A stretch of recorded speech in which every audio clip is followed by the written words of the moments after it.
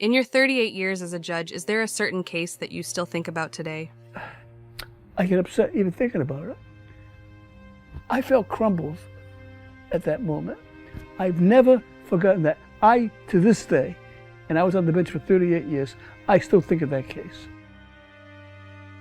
I believe everyone has to be judged with kindness, consideration, and common sense.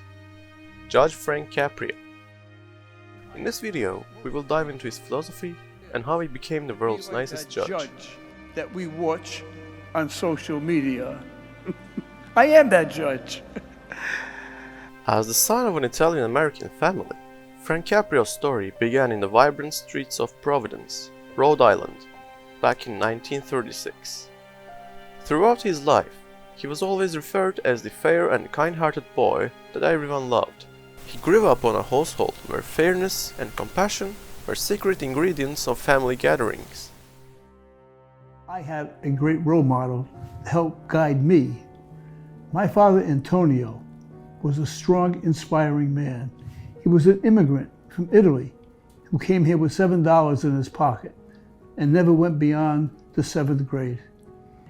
When I was going from the 6th to 7th grade to middle school, my dad wrote me a letter that so inspired me that I keep it to this day in my desk. And he wrote as follows: "The street is wide, the road is long and very bumpy and very tough going. But I know that you will proceed honorably and with your head held high to the end of the highest learning." And he signed it as though this was an official document. He signed it, "From your dad, Antonio Caprio." Fast forward through law school and a lot of hard work, Caprio didn't just slide into a judge's robe, he earned it. In 1985, he clinched a spot in the Providence Municipal Court. He wasn't your typical judge though. He turned the courtroom into a place where understanding, common sense, and kindness mattered just as much as the law. That's what made people take notice, leading to his own show, Caught in Providence. A judge makes decisions in line with the law, but humans are not as perfect or rock solid.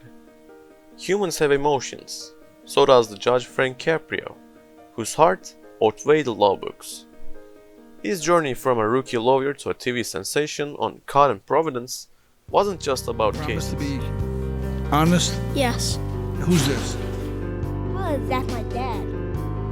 Oh. Arrest those two kids for wearing a hat in the courtroom. Yes.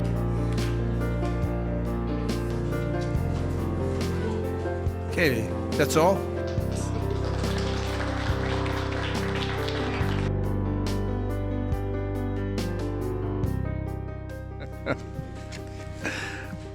Listen, sir, I wish you all the best.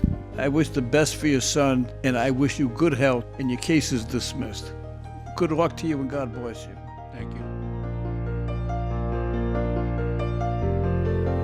Caprio's father, Antonio Caprio, was a role model who shaped Frank Caprio's philosophy around kindness, compassion, and common sense. I also understand that many people before me were suffering much larger problems in their life than traffic violations in my court. I have always tried to place myself in the shoes of the people who were appearing before me. That simple lesson I learned from my father has resonated around the world. My dad put his hand on my shoulder and said, "Someday you are going to be a lawyer, and you can't judge poor people." That's the influence my dad had on me, and I'll never forget it. It's my first day on the bench.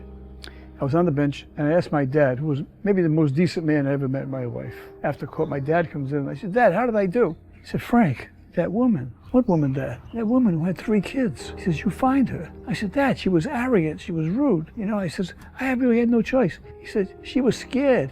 You should have talked to her. You should have understood her problems. You can't treat people like that, Frank." And I can tell you, without fear of contradiction, it never happened again after that. Never. Frank Caprio uses common sense when dealing with his cases. He didn't see law as just a bunch of fancy words, but he saw it as real stories with real people tangled up in it. People that he encountered in court had greater problems than anything mentioned in there. In the courtroom, he was not like a judge, but more like a friend who gets you without even saying a word. He had this knack for seeing past the legal jargon and straight into the heart of the matter, the human side of things. His courtroom wasn't some boring scene from a movie. It was a place where he'd nod, listen, and dish out justice with a side of kindness. Because for Caprio, law wasn't just about rules, it was about people, giving them a fair shot and a bit of understanding. We live in interesting times. I think it's more true now in this country than in any other previous time. It just appears that everybody's in the I caught you mode, And I think one of the things lacking in our society today, is compassion, is understanding,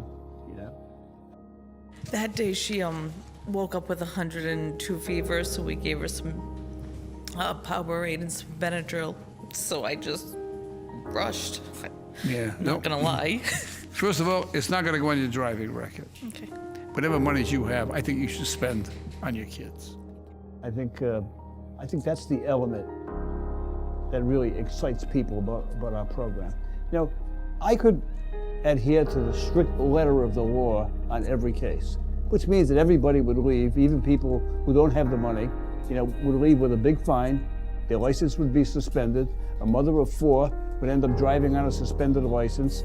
After she gets caught twice, she'd end up in jail, and the 4 kids would be without a home. So I try to employ the rule of common sense. I came here to see if they can help me with something and I can pay half or I can make a payment plan because I just started working too. Are you a single mom?